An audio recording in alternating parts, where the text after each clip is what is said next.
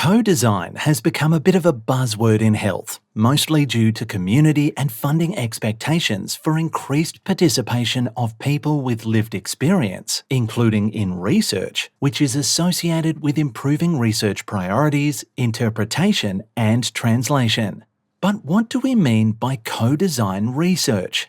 Using a ladder metaphor, co-design is a high-rung level of research participation where power and control are shared. People with lived experience work in partnership with conventional researchers, co-deciding through key stages of the research process. Co-design originated in the 1970s in Scandinavia. Cooperative design, as it was sometimes called, was used to design products and services with end users. Since then, it has been influenced by other participatory approaches and social justice movements, including participatory action research, which emphasises critical inquiry and equitable decision-making as the basis of socially just research, and inclusive design and design justice, which aim to ensure products, services, and research are accessible to diverse community members. Co-design research is critical to consumer, survivor, and peer movements in Australia and worldwide. In recognition of human rights violations against people with lived experience and a drive for self-determination, these movements have advocated for nothing about us without us, including how research about people with a lived experience is produced. They call for a substantive approach to co-design research that ensures people with lived experience are involved every step of the way as a matter of knowledge justice, and that research is grounded in the needs of those most impacted by research-informed policy and services. So, what is substantive co-design research? It has been described as the gold standard for co-design research.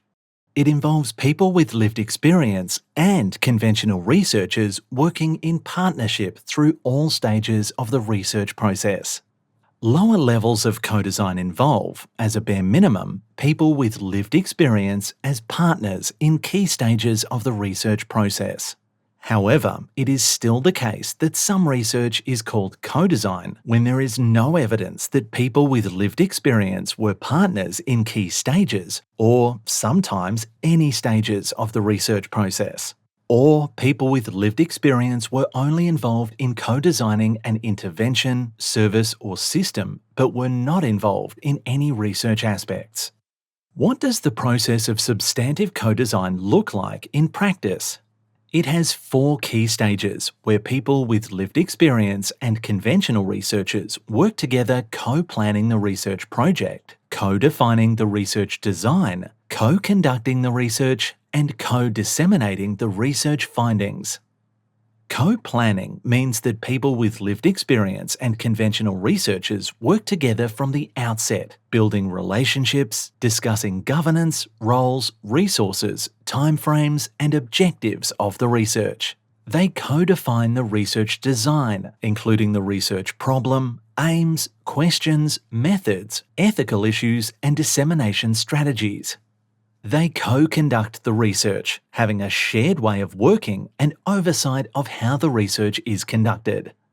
And co-disseminate the research, co-writing traditional academic publications and presentations, as well as non-traditional outputs that may be more relevant to those impacted by research policy and services. In a nutshell, substantive co-design research is about co-deciding through all stages to harness the collective wisdom and creativity of diverse perspectives to ensure better research and research outcomes. Do you want to know more about co-design research? Download the Co-Design Kickstarter on our webpage. ComDan, making participatory research make sense.